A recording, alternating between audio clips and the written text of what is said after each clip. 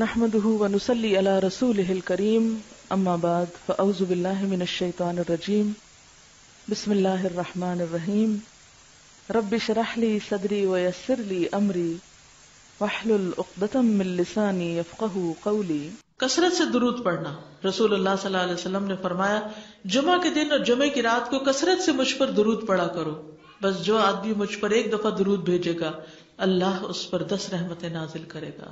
اللہم صلی علی محمد۔ رسول اللہ صلی اللہ علیہ وسلم نے فرمایا تمہارے افضل دنوں میں سے جمعے کا دن ہے۔ اسی دن آدم علیہ السلام پیدا کیے گئے، اسی دن ان کی روح قبض کی گئی، اسی دن سور پھونکا جائے گا اور اس دن سب لوگ بے ہوش ہوں گے، اس لیے اس دن مجھ پر کثرت سے درود بھیجا کرو کیونکہ تمہارا درود مجھ پر پیش کیا جاتا ہے۔ کہتے ہیں لوگوں نے پوچھا یا رسول اللہ ہمارا درود آپ پر کس طرح پیش کیا جائے گا جبکہ آپ کا جسم بوسیدہ ہو چکا ہوگا؟ تو آپ نے فرمایا بے شک اللہ عز و جل نے انبیاء کے جسموں کو زمین پر حرام کر دیا ہے، یعنی فرشتوں کے ذریعے آپ تک درود پہنچایا جاتا ہے۔ انبیاء کے جسموں کو مٹی نہیں کھاتی، صحیح سلامت ہوتے ہیں ان کے جسم۔ سورۃ الکہف پڑھنا۔ نبی صلی اللہ علیہ وسلم نے فرمایا جو شخص جمعہ کے دن سورۃ الکہف پڑھتا ہے تو اس کے لیے دوسرے جمعے تک نور روشن رہتا ہے۔ غسل کرنا۔ ہر بالغ پر جمعہ کے لیے جانا ضروری ہے اور ہر وہ شخص جس پر جمعہ کے لیے جانا ضروری ہے اس پر غسل ہے، یعنی اس کو لازمی غسل کرنا چاہیے، اللہ یہ کہ کوئی مجبوری ہو۔ تو آپ اپنا اسکیڈول اس طرح بنائیں نا کہ جیسے اگر آپ ہر روز نہاتے پھر تو کوئی مسئلہ نہیں، لیکن اگر آپ ایک دن چھوڑ کے ایک دن نہاتے ہیں تو آپ پھر اس طرح اسکیڈول کریں کہ جیسے آپ منڈے کو نہائے، پھر وینسڈے کو نہائے، پھر جمعے کو نہائے، پھر آپ سیٹرڈے سنڈے اگر نہیں بھی نہاتے پھر منڈے، تو اس طرح آپ جمعے کو مس نہیں کریں گے۔ یہ نہیں کہ جمعرات کو نہا کے جمعہ کو چھوڑ دیا یا جمعہ چھوڑ کے ہفتے کو نہائے، ایسا نہیں کرنا چاہیے۔ علماء نے غسل کے حکم کے بارے میں اختلاف کیا، بعض تو کہتے ہیں یہ واجب ہے یعنی فرض کے درجے میں ہے، اور جمہور علماء یہ کہتے ہیں کہ مستحب ہے، پسندیدہ ہے، افضل عمل ہے۔ حدیث میں آتا ہے جس نے جمعے کے دن وضو کیا اس نے اچھا کیا اور جس نے غسل کیا تو یہ افضل ہے۔ صفائی میں مبالغہ ہوتی نا، ویکلی صفائی آپ کو کرنی ہوتی ہے، یعنی جیسے ناخن وغیرہ کاٹتے ہیں یا پھر اپنے زائد بال وغیرہ اتارتے ہیں، تو یہ سب چیزیں اگر جمعے کے دن ہو تو زیادہ بہتر ہے۔ نبی صلی اللہ علیہ وسلم نے فرمایا جو شخص جمعے کے دن اچھی طرح غسل کرے، اچھی طرح سنوار کر وضو کرے، اپنے بہترین لباس میں سے پہنے، یعنی جمعے کے دن باقی دنوں کی نسبت اچھا لباس پہنے، اللہ نے اس کی قسمت میں گھر والوں کی جو خوشبو لکھی ہو وہ لگا لے، یعنی گھر میں جو بھی خوشبو ہے، پھر جمعہ پڑھنے آئے تو لغو کام نہ کرے، 2 آدمیوں کے درمیان جدائی نہ کرے، یعنی 2 لوگ بیٹھے ان کے بیچ میں گھس کے بیٹھ جائے۔ اس جمعے اور دوسرے جمعے کے درمیان کے پورے ہفتے کے گناہ معاف کر دیے جاتے ہیں۔ پھر مسواک کرنا۔ جمعے کی سنتیں بتاتے ہوئے آپ نے فرمایا اور تم پر مسواک کرنا لازم ہے۔ اچھا لباس پہننا۔ نبی صلی اللہ علیہ وسلم نے فرمایا اگر ممکن ہو تو جمعہ کے لیے اپنے کام کاج کے کپڑوں کے علاوہ 2 کپڑے اور بنا رکھنے میں کیا حرج ہے؟ اسپیشل ڈریس رکھے جو جمعے کو ہی پہن لے۔ خوشبو لگانا، یعنی خوشبو لگائے، حدیث میں آتا ہے چاہے وہ عورت کی خوشبو سے ہو، یعنی آپ کی اپنی نہیں بیوی کی خوشبو پڑی ہو وہی لگا لو، لیکن لگاؤ۔ تیل لگانا۔ جو شخص جمعہ کے دن غسل کرے اور جس قدر ممکن ہو پاکیزگی حاصل کرے اور اپنے تیل میں سے تیل لگائے یا اپنے گھر کی خوشبو میں سے خوشبو لگائے، پھر نکلے کہ 2 آدمیوں کے درمیان تفریق نہ کرے، جتنی مقدرہ نماز پڑھ لے اور جب امام بات کرے تو خاموش رہے۔ اس جمعے سے لے کر دوسرے جمعے تک اس کے گناہ بخش دیے جاتے ہیں۔ جمعہ کا وقت۔ سورج ڈھلتے ہی جمعہ پڑھنا۔ سورج ڈھلتے ہی جمعہ پڑھنا، اول وقت جمعہ پڑھنا، بہت لیٹ نہیں کرنا چاہیے۔ ایاس بن سلمہ بن عقبہ اپنے والد سے روایت کرتے ہیں، انہوں نے کہا کہ ہم رسول اللہ صلی اللہ علیہ وسلم کے ساتھ جمعے کی نماز پڑھ کر واپس لوٹتے تھے تو دیواروں کا سایہ اتنا نہیں ہوتا تھا کہ ان سے اپنے آپ کو سایہ مہیا کیا جا سکے، یعنی ابھی سورج بہت تھوڑا ڈھلا ہوتا تھا۔ ہاں گرمی کی شدت میں تاخیر کی اجازت ہے۔ مسجد میں داخلہ۔ مسجد کی طرف جلدی نکلنا، تحیت المسجد ادا کرنا۔ عمر بن دینار کہتے ہیں انہوں نے جابر رضی اللہ عنہ کو کہتے ہوئے سنا کہ ایک شخص جمعہ کے دن مسجد میں داخل ہوا اس حال میں کہ نبی صلی اللہ علیہ وسلم خطبہ دے رہے تھے، تو آپ نے فرمایا کیا تم نے نماز پڑھی؟ اس نے کہا نہیں، تو آپ نے فرمایا کھڑے ہو 2 رکعتیں پڑھو۔ اب یہ بڑا اہم مسئلہ ہے، مسجد میں داخل ہو چاہے خطبہ ہو رہا ہو 2 رکعت پڑھے بغیر نہ بیٹھو، ٹھیک ہے؟ اور یہ کیا ہے؟ دراصل تحیت المسجد، یہ جمعے کی سنتیں نہیں ہیں، یہ کیا ہے؟ تحیت المسجد ہے، اور مختصر پڑھی جائیں، یعنی امام جب خطبہ دے رہا ہو تو چاہیے کہ 2 رکعتیں پڑھے اور دونوں میں اختصار کرے۔ نماز سے قبل ہلکا بنانے کی ممانعت، مثلا آپ جلدی چلے گئے تو یہ نہیں کہ ایک گروپ بنا کے آپس میں گپ شپ شروع کر دیں، نہیں، سیدھے ہی لائنوں میں بیٹھیے۔ انتظار کا وقت کیسے گزاریں گے؟ نفل پڑھ کے بیٹھ گئے، ذکر اذکار کریں، قبلے کی طرف رخ کر کے لائنوں میں بیٹھیں، ہلکا نہیں بنائے، بیٹھ کے خرید و فروخت نہیں کرے، تاخیر سے آنے پہ گردنیں پھلان کے نہ آگے جائیں۔ رسول اللہ صلی اللہ علیہ وسلم نے فرمایا ٹیک لگا کے مت کھاؤ، یہ عام ایک ادب بتایا، یعنی اس طرح ٹیک لگا کے نہیں کھاؤ، کھانے کے وقت سیدھے ہو جاؤ۔ چھنے ہوئے آٹے کی روٹی نہ کھاؤ، میدا۔ مسجد میں کوئی جگہ مقرر نہ کرو کہ یہ میری جگہ ہے، آپ کیوں آج یہاں کھڑی ہو گئی، کہ تم اسی میں ہی نماز پڑھو۔ کچھ لوگ ہوتے ہیں نا آ کے مخصوص جگہ ہی پڑھتے ہیں، اگر کوئی اور وہاں ڈسٹرب ہو جاتے ہیں۔ اور جمعہ کے دن لوگوں کی گردنیں نہ پھلانگو، ورنہ اللہ تمہیں قیامت کے دن لوگوں کے لیے پل بنا دے گا۔ کیونکہ بہت اذیت کی بات ہے نا، اب بیٹھے ہیں لوگ باقاعدہ بازو کے کندھوں پہ ہاتھ رکھ کے اس کو تنگ کر اس کو تنگ کر، تو یہ نہیں کرنا چاہیے۔ اگر آپ کو اٹھنا بھی پڑ گیا بیچ میں تو واپسی پہ پیچھے کھڑے ہو جائیے، اگلی لائن مل جائے گی۔ جی یہ تو بہت ضروری بات آپ نے کی کہ جب لوگ مسجد آئے تو پہلی صف میں بیٹھے، یہ نہیں پہلی چھوڑ کے آخری میں بیٹھ جائیں اور پھر لوگ ان کی گردنیں پھلانگتے رہیں، دوسروں کے لیے فتنہ بننا۔ جابر بن عبداللہ رضی اللہ عنہ سے روایت ہے کہ جمعے کے دن رسول اللہ صلی اللہ علیہ وسلم خطبہ ارشاد فرما رہے تھے کہ ایک آدمی مسجد میں داخل ہوا، وہ قریب آ کر بیٹھنے کے لیے لوگوں کے اوپر سے گزرنے لگا۔ رسول اللہ صلی اللہ علیہ وسلم نے فرمایا بیٹھ جاؤ، تحقیق تم نے لوگوں کو تکلیف پہنچائی اور دیر سے آئے۔ یہ عربی کے الفاظ بڑے خوبصورت ہیں، اجلس فقد آذیت و آنیت، کتنی جامع زبان ہے یہ، اجلس فقد آذیت، تو نے اذیت دی، و آنیت، اور دیر سے آئے ہو، تو اس سے منع کیا گیا۔ کسی کو اس کی جگہ سے نہ اٹھانا۔ جابر رضی اللہ عنہ نبی صلی اللہ علیہ وسلم سے روایت کرتے ہیں، آپ نے فرمایا تم میں سے کوئی شخص جمعہ کے دن اپنے بھائی کو کھڑا نہ کرے کہ پھر دوسری طرف سے آ کر اس کی جگہ پہ خود بیٹھ جائے، بلکہ جو آئے وہ کہے جگہ کشادہ کرو، ہمارے لیے بھی جگہ بناؤ، یہ کہے۔ خطبہ جمعہ اور اس کے آداب۔ خطبہ جمعہ کی اہمیت، جب اذان ہو جائے تو کیا کرے انسان؟ مسجد کی طرف دوڑ پڑے۔ تو مسجد میں جماعت تو نہیں ہو رہی ہوگی، پہلے کیا ہو رہا ہوگا؟ خطبہ ہو رہا ہوگا۔ امام کے خطبے سے پہلے سلام کرنا، نبی صلی اللہ علیہ وسلم جب ممبر پر چڑھتے تو حاضرین کو السلام علیکم کہتے۔ امام کا کھڑے ہو کر خطبہ دینا، رسول اللہ صلی اللہ علیہ وسلم کھڑے ہو کر خطبہ دیتے، پھر بیٹھ جاتے، پھر کھڑے ہوتے اور کھڑے ہو کر خطبہ دیتے، یعنی بیچ میں تھوڑا سا بیٹھ بھی جاتے تھے۔ جس نے تمہیں یہ خبر دی کہ آپ بیٹھ کر خطبہ دیتے تھے تو تحقیق اس نے جھوٹ بولا، بس یقیناً اللہ کی قسم میں نے آپ کے ساتھ 2000 سے زائد نمازیں پڑھی ہیں، یعنی جن میں بہت سے جمعے بھی آئے ہیں، تو ایسا کچھ نہیں۔ امام کا 2 خطبے دینا، یعنی کھڑے تھے پہلے، پھر ذرا بیٹھ گئے، پھر دوسری دفعہ اٹھے، تو یہ 2 خطبے ہو گئے۔ مختصر خطبہ دینا، آپ کے خطبات چند کلمات ہوا کرتے تھے، بہت لمبی تقریریں نہیں، آپ کا خطبہ درمیانہ ہوتا تھا۔ نبی صلی اللہ علیہ وسلم نے فرمایا آدمی کا نماز کو لمبا کرنا اور خطبے کو مختصر کرنا اس کی سمجھداری کی علامت ہے۔ بس نماز لمبی کرو اور خطبہ مختصر کرو، کیونکہ بعض بیان جادو جیسا اثر رکھتے ہیں، یعنی تھوڑے بھی بات کرو گے تو دل میں چلی جائے گی۔ نماز پہ زیادہ توجہ۔ نبی صلی اللہ علیہ وسلم کا خطبے میں سورۃ قاف پڑھنا، حارثہ بن نعمان کی بیٹی سے روایت ہے، کہتی ہے کہ میں نے سورۃ قاف رسول اللہ صلی اللہ علیہ وسلم سے سن کر حفظ کر لی۔ آپ ہر جمعے کو خطبے میں پڑھا کرتے تھے۔ سامعین کا امام کی طرف رخ کرنا، یعنی جمعے کے دن یہ نہیں کہ آپ کرسی لگا کے کسی اور طرف منہ کر کے بیٹھ جائیں اور جب جماعت ہو تو پھر صف میں کھڑے، نہیں، آپ صف میں بیٹھے ہو، کس طرف منہ ہو؟ قبلہ رخ ہو، امام سامنے ہی ہوگا نا قبلے کی طرف۔ ایک صحابی کہتے کہ جب آپ ممبر پہ چڑھتے تو ہم اپنے چہروں کے ساتھ آپ کی طرف متوجہ ہوتے، ادھر ادھر نہیں دیکھتے تھے خطبے کے دوران۔ امام کے قریب بیٹھنا، اللہ کے نبی صلی اللہ علیہ وسلم نے فرمایا ذکر میں حاضر ہوا کرو، یعنی خطبہ میں، اور امام کے قریب بیٹھا کرو، بے شک آدمی دور ہوتا رہتا ہے حتیٰ کہ وہ جنت میں بھی پیچھے ہی ہوگا اگرچہ وہ اس میں داخل بھی ہو جائے۔ تاخیر کی اتنی مذمت ہے۔ خاموشی سے خطبہ سننا، یعنی بات نہیں کرنی چاہیے، کوئی اہم بات بھی نہیں پوچھنی چاہیے۔ ابن مسعود سے روایت ہے کہ انہوں نے ابی ابن کعب سے قرآن کی کسی آیت کے بارے میں سوال کیا، جبکہ اللہ کے نبی خطبہ دے رہے تھے، تو انہوں نے اعراض کیا اور کوئی جواب نہ دیا۔ پھر جب آپ نے نماز پڑھائی تو ابی کہنے لگے تمہارا جمعہ ہی نہیں ہوا۔ تو ابن مسعود نے رسول اللہ صلی اللہ علیہ وسلم سے پوچھا تو آپ نے فرمایا ابی نے سچ کہا، کوئی بات کرنے کی اجازت نہیں، یہ کہنے کی بھی کہ چپ ہو جاؤ یہ بھی اجازت نہیں۔ عبداللہ بن مسعود کہتے کہ جب امام جمعہ کے لیے آ گیا پھر تمہارا اپنے ساتھی سے یہ کہنا کہ خاموش رہو لغویت کے لیے کافی ہے، یہ بھی لغو بات ہے۔ کوئی لغو حرکت نہ کرنا، کنکریوں سے نہ کھیلنا، فون سے نہیں کھیلنا، میسجز چیک نہیں کرنا، انگلیوں میں انگلیاں ڈال کے پٹاخے نہیں بجانا، گوٹ مار کے نہیں بیٹھنا۔ گوٹ مار کے کیسے بیٹھتے ہیں؟ گھٹنے اوپر کر کے اور یوں ایسے گھٹنوں کے گرد ہاتھ ڈال کے۔ کئی دفعہ ایسے نظر آتا ہے کہ خطبے میں لوگ اس طرح بیٹھے ہوتے ہیں کیونکہ پتہ نہیں ہے۔ یعنی آپ چوکڑی مار سکتے ہیں. آپ سب سے افضل پوزیشن تو یہ ہے کہ جیسے نماز کے اتحیات میں ہم بیٹھتے ہیں، لیکن کچھ لوگ اس طرح بیٹھ نہیں سکتے، چلے کرسی بھی بیٹھ جائیں. اگر کرسی نہیں ہے، نیچے بیٹھے ہیں تو چوکڑی مار کے بیٹھ جائیں، مگر ٹانگیں اس طرح پیٹ کے ساتھ لگا کے گھٹنوں پہ ہاتھ کو بل دے کے اس طرح نہیں بیٹھے. اگر مجبوری ہے تو وہ اور بات ہے، لیکن یہ کہ بلا وجہ نہیں کرنا چاہیے کیونکہ ادب کے خلاف ہے. اونگ آنے پر جگہ بدلنا. نبی صلی اللہ علیہ وسلم نے فرمایا اگر جمعہ کے دن کسی کو مسجد میں اونگ آنے لگے تو اپنی اس جگہ کو دوسری جگہ سے بدل لے. کہ بعض اوقات ایسا ہوتا ہے نا، خطبے کے وقت بڑی سکینت ہوتی ہے اور آخری خطبہ تو آپ نیند میں ہی سنتے ہیں.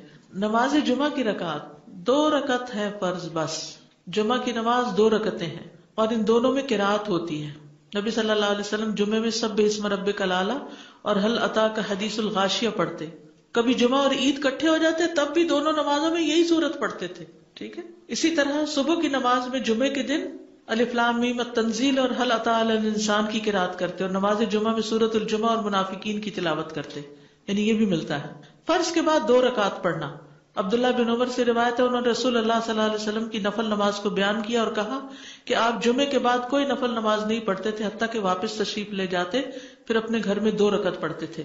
اب جو لوگ گھر نہیں جاتے تو پھر وہیں پر وہ پڑھ لیتے ہیں، ورنہ آپ صلی اللہ علیہ وسلم اپنی سنتیں وغیرہ گھر میں پڑھتے تھے. اور اسی طرح 4 بھی پڑھی جا سکتی، 2 بھی ہیں 4 بھی ہیں.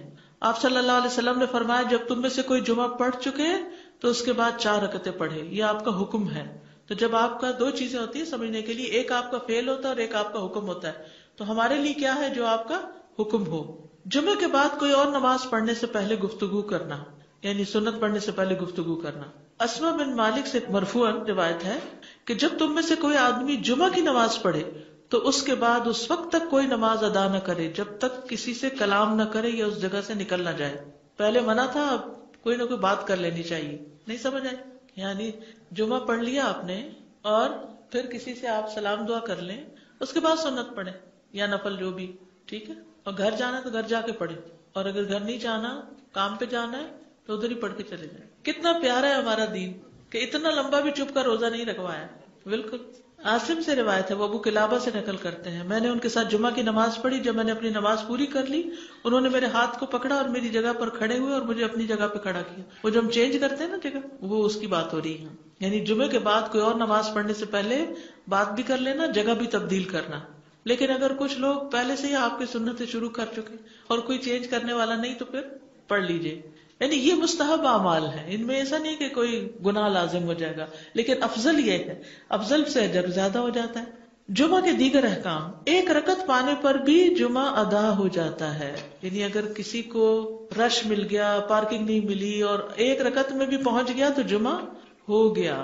امام سے دعا کا کہنا. انس کہتے ہیں کہ ایک سال نبی صلی اللہ علیہ وسلم کے عہد میں لوگ قحط میں مبتلا ہوئے.